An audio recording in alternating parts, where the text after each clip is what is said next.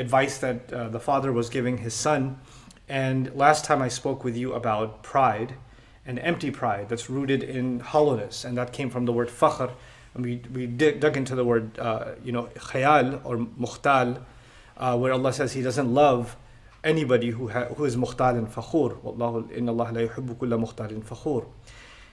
But there's another side of that that's really important, because you would think if someone doesn't have pride, then they have to have humility, right? And that's the other end of it. And we would think that humility is a noteworthy or a good quality. But humility also has a limit.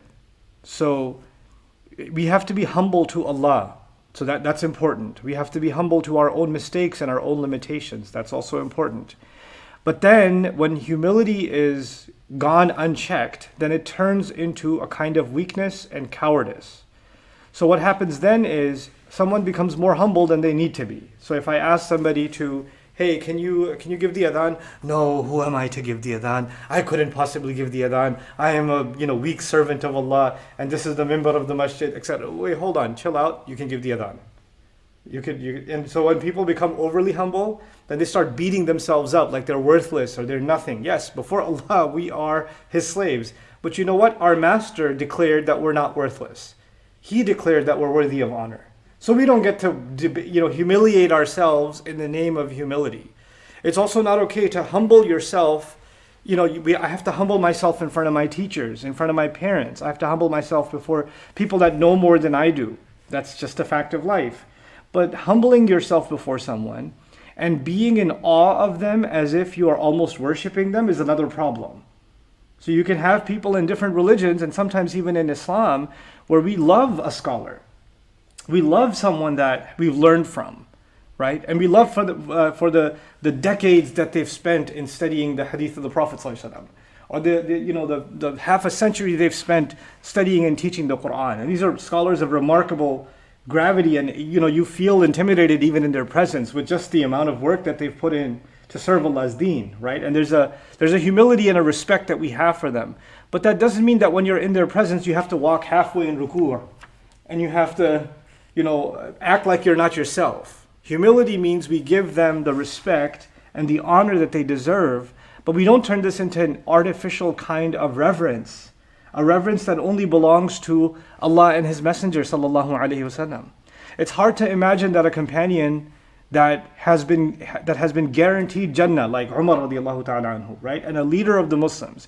You would imagine that the ummah at the time is going to have reverence and humility towards Umar radiallahu anhu because of who he is, right? We don't even say their names without saying radiallahu anhum wa radu anhu, right? So we say those words because we have a respect and a regard for that remarkable generation. But even Umar radiallahu anhu is giving a khutbah, and he's wearing a cloak, and somebody in the audience during the khutbah notices that cloak is a little longer than all the other soldiers that received a cloak. So they question him right away, even in the midst of the khutbah. They question him on it, because while humility to each other, which is something Allah describes in the Quran, أَشِدَّاءُ عَلَى الْكُفَّارِ رُحَمَاء بَيْنَهُم, and then He says أَذِلَّةٍ عَلَى الْمُؤْمِنِينَ. They are, true believers are humbled, almost powerless before each other, before other believers. What that means is we don't try to intimidate each other. We don't try to make someone feel worth less than ourselves. But humility doesn't also mean that you make yourself feel like you're worthless in front of someone else. You don't have to put yourself down. You can stand straight.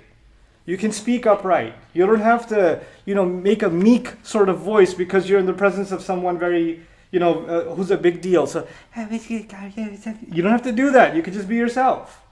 So you don't have to be arrogant on the one side, and you don't have to be so humble that it's weakness on the other side. Look at, when someone says, who am I? I'm nothing, I'm nobody. When you start doing that I'm nothing and nobody mantra, then it turns into a denial of the favor Allah has given you. Now, Allah may have given you an ability. You don't have to be arrogant about it, but you don't have to be in denial of it either. Yusuf alayhi salam, when he comes out of jail, right, he's humbled by the circumstances that Allah has put him in over and over again. And yet he's an extremely confident person. Because when the king sees a dream and he says, what does this dream mean? He didn't just interpret the dream. He told them what they need to do for the next 15 years. 14 years and then one. That's what he told them to do. Like an economic plan, sitting in a jail inmate, look at the reality of it, a jail inmate telling the leader of a country how to run the nation for the next decade and a half. Right? And then not only did that confidence come out, he wasn't even in any position. He was still in the jail cell when he said it. And then when he comes before the king, and the king is so impressed with what he's saying, and he could tell deep down inside that what Yusuf alayhi salam is saying is the right thing, what does he do immediately? He makes a proclamation, says, "Ij'alni ala khaza'in al-ard." Put me in charge of the treasury of the land of Egypt. There's ministers that have served in the finance committee for 30 years. There are seasoned politicians and bureaucrats and scholars that are in that audience. And what's his resume? He was a slave, he's a foreigner, and then a slave, and then an inmate in a jail cell, an accused inmate. That's his resume. And he comes out of that, instead of thinking, these people are so much more qualified than I am, should I really open my mouth? What are they going to think of me? What are they going to say? He's not even preaching about Allah at this point. What's he saying? I'm telling you what needs to be done, and I look around the room, and I see a lot of PhDs, but I'm telling you they don't know what they're talking about. And I know what I'm talking about. I'm not being arrogant about it. And so I'm going to tell you that you need to if you know what's best for this country, you need to place me in charge. And then he didn't just say place me in charge because I'm better. He says because he gave two qualifications for himself, hafidhun ameen.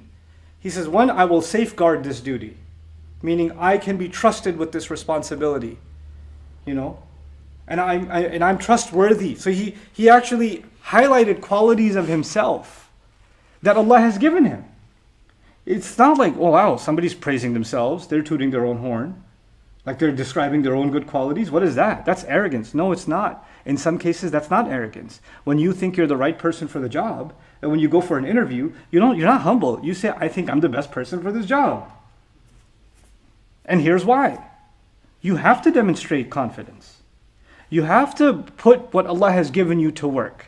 The previous ayah was really important because there are people that demonstrate themselves to the world in a way that is empty, like the fakhar, like the empty pot, right?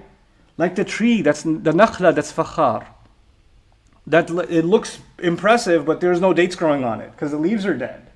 Those are people that act very confident, talk big, they can self-promote, but there's no substance. There's nothing there. But on the flip side, there's people that say, well, I don't want to be one of those people, so I won't say anything at all. No, you will still speak up. You don't have to sing songs of your own praise, but you have to speak up for the gifts Allah has given you when the time comes. And that's what this next ayah really is about. Luqman tells his son in the final ayah of advice that Allah recorded in Surah Luqman, he said, waqsid fi mashyik. I love this phrase. Simple translation says, be balanced in your walk. That's what the phrase means. It seems like simple enough. What's the big deal? What's the depth inside be balanced in your walk? There's a few things.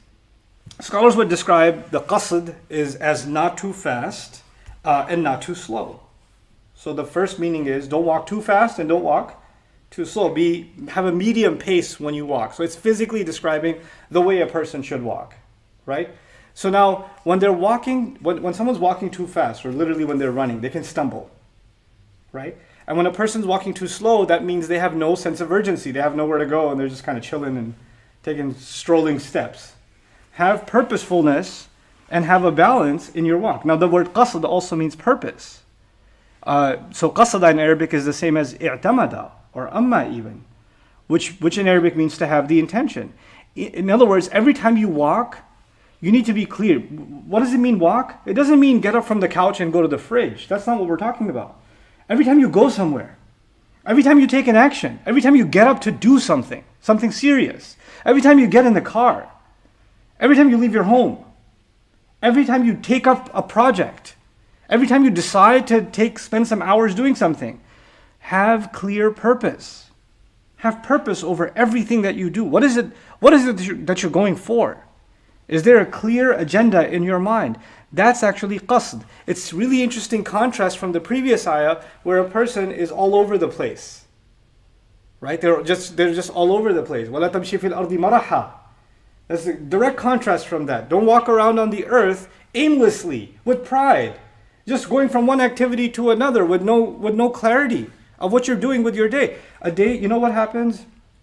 You will have a person spend a certain kind of day, right? They're watching, they're glued on their phone, or they go to eat something, then they take a nap, and then they go,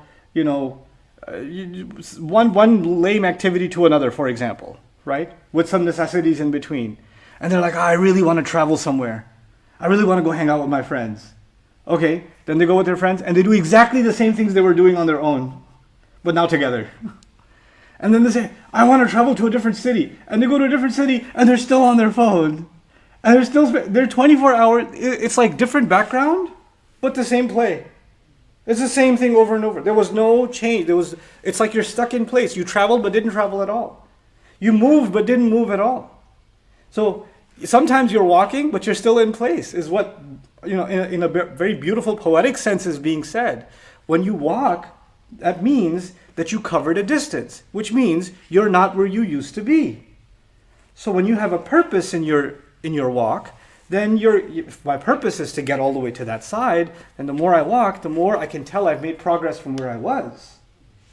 Be purposeful means you should be able to tell that you're making progress and you're not repeating the same behaviors over and over again. There's actually some progress. And you can gauge that for yourself. It's interesting also, just wanted to share some meanings of the word qasd for you. That's really epic. Safarun qasid, it's used in Surah At-Tawbah. لو كان سفرا قاصدا. عددا قريبا أو سفرا قاصدا اتبعوك. In Surah At-Tawbah, Allah says about the army, we won't go into that story, but I'll tell you, had it been a journey that was qasid, use the word qasid to describe the journey, safar.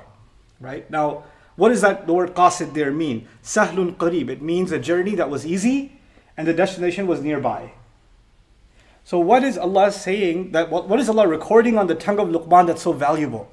If we take note of that meaning of qasid, it actually is that sometimes you set a goal, like I'm going to memorize the whole Quran. It's a little big, that goal, a little bit too big. So when you take on a really big goal, then when you look at it, and you go to grab the mushaf, and you're like, well, that's a lot of pages. Okay, I think I'll start tomorrow. Because you get intimidated because you set a goal that's so big that you feel like even if you take a single step, it won't matter. So what if I memorized it? Look at how much I didn't memorize, right? For someone who just starts running, right? They can run 20 steps and go, and they're like, okay, from here to the end of the block.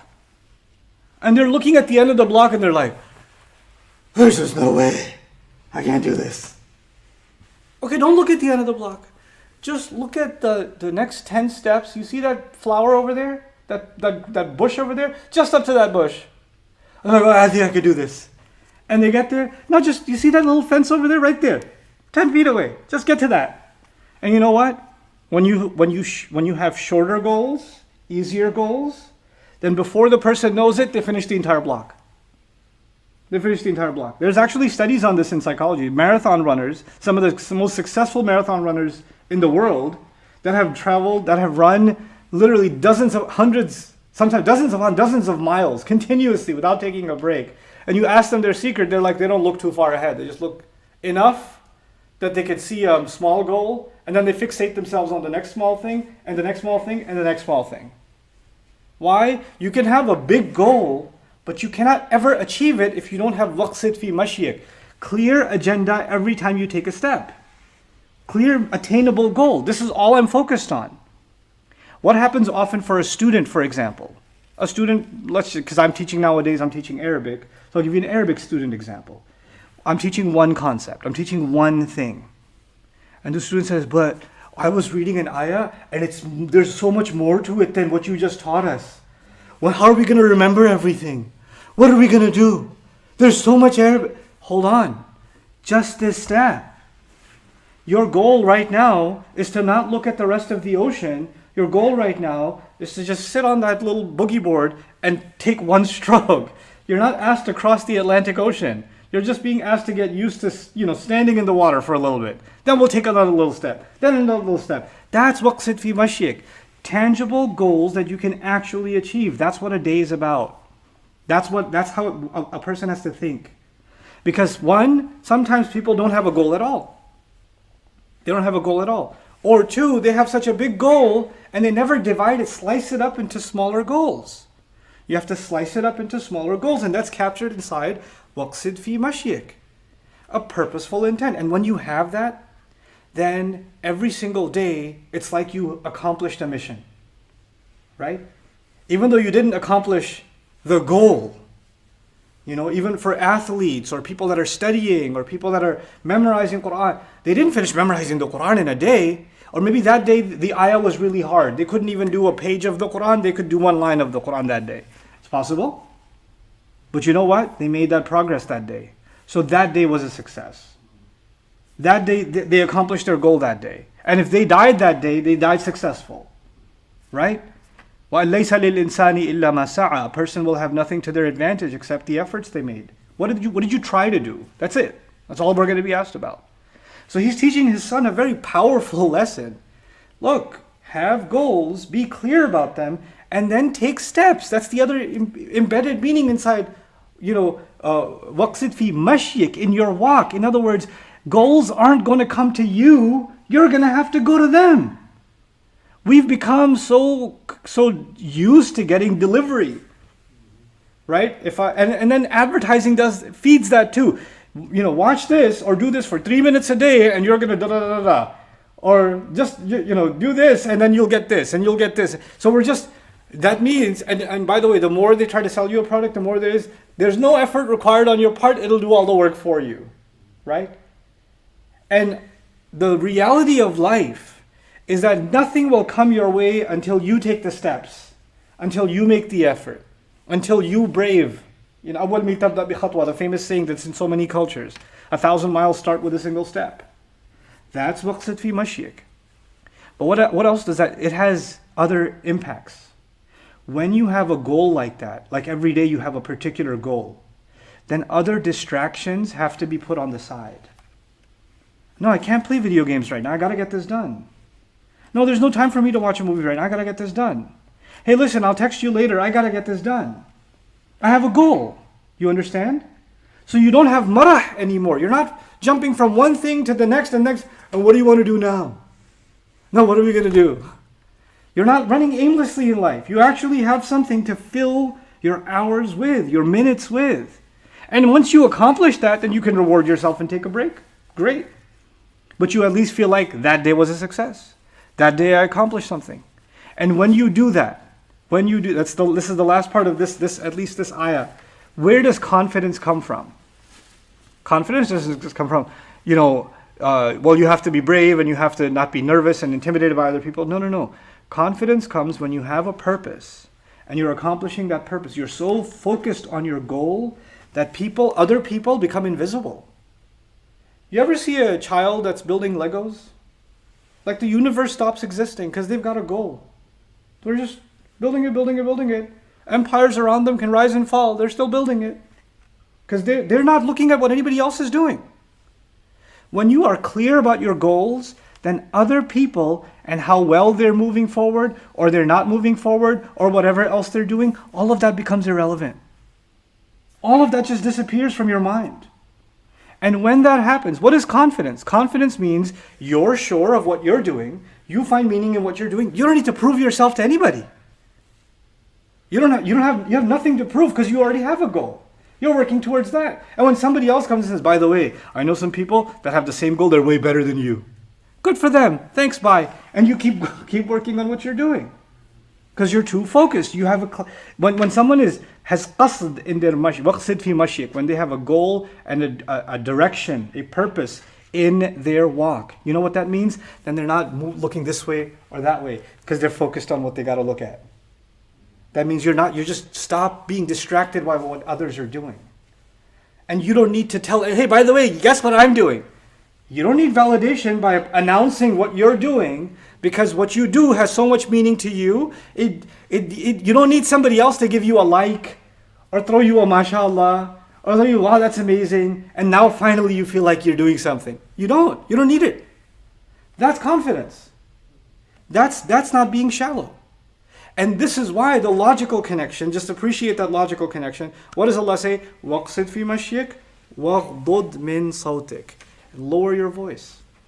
Lower a part of your voice. This is a remarkable phrase. What does it have to do with walking with purpose? When does someone raise their voice? Someone raises their voice because they want attention. Someone raises their voice because they want other people to listen to them and stop what they're doing. But when you're clear about what you're doing, you don't need to overpower anybody else's voice. And when you really have purpose in life, when you really have purpose every day, then anybody who wants to benefit from your purpose, you don't have to scream loud and out loud to get their attention. They'll come to you. They'll say, wait, I'm too far away from them. I can't hear what they're saying. I'll go closer to them. You don't have to raise your voice to get to them. They'll just come to you. This is a philosophy of even entrepreneurship, of projects. Some of you want to start Islamic projects, want to start something new, right? And there's a principle behind it. Here we're learning a principle in life and of the things you're going to do in your life.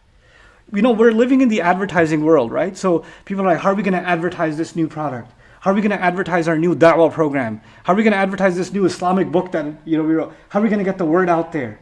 We have to scream loud and clear from every corner before we can, And you know what? The new world of advertising is about endorsements, right? Get an athlete to endorse this shoe, right? Or get some celebrity to say, this is the book you want to read, right? So this is all about other people who have accomplished something are now validating what you're hoping people will like because they like them. In other words, the service, the product, the venture, whatever it is, it cannot stand on its own feet. It needs the attention of someone else making it valid. On its own, it's not strong enough. Not enough people are benefiting from it. You know why? Because your concern is still people and how loud you are, and you're still looking around. You're still not focused on your goal.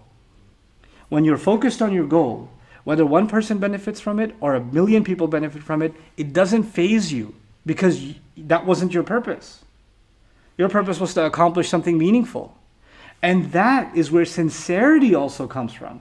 That's where not being a fake person comes from. Because the people that are fake that we talked about last time are so concerned about what? Everyone else.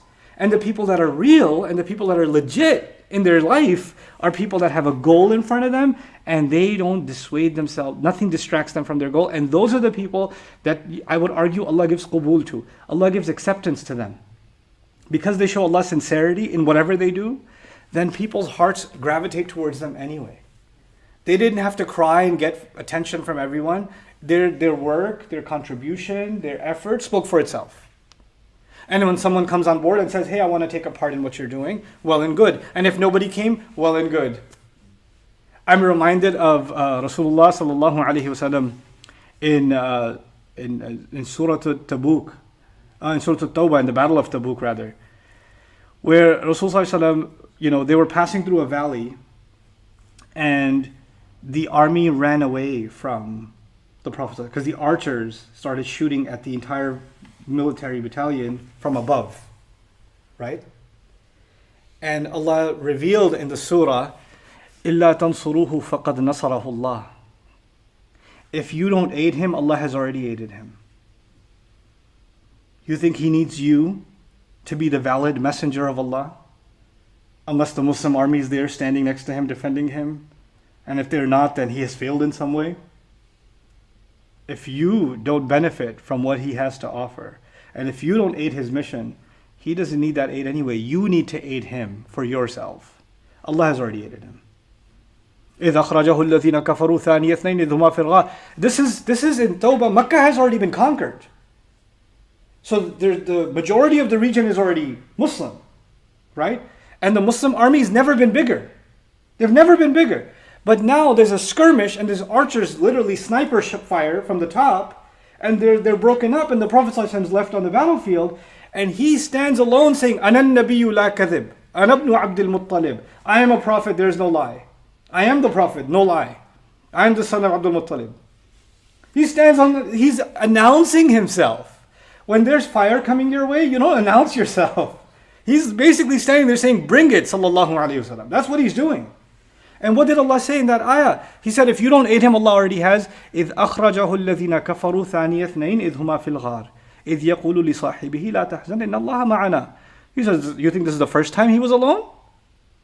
When the people of Makkah expelled him, way before all of you became Muslim, way before رَأَيْتَ النَّاسَ يَدْخُلُونَ فِي دِينِ اللَّهِ أَفْوَاجًا, way when the Meccans expelled him, when he and his companion were hiding in the cave, when he turned to his companion and said, don't worry, Allah is with us. You think this is the first time I've helped him? What's the mentality being taught to the Muslim? The strength of what we do doesn't come from the validation or the support of people. The strength of what we do comes from the acceptance of Allah, the aid of Allah, and the clarity of our purpose.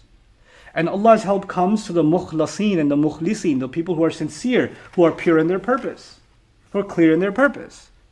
There's a really heavy lesson. وَقْصِدْ فِي مَشِيكَ وَغْضُضْ مِنْ صَوْتِكَ. Lower your voice. You don't have to broadcast what you're doing. People that build, they build. You know, it's interesting, right? You guys see this in life. When you were in high school, some of you are going to be in high school, and some of you are in high school. But when you are in high school, and you have kids that are very loud and obnoxious and outgoing and partying, and they're like almost intimidating to be around. You're like, I'm hoping they don't pick on me. And they're like the stars of the school. Like they're the ones who stick out, right? And then there's the quiet, nerdy ones that are like just studying. And they're not really, they're almost invisible.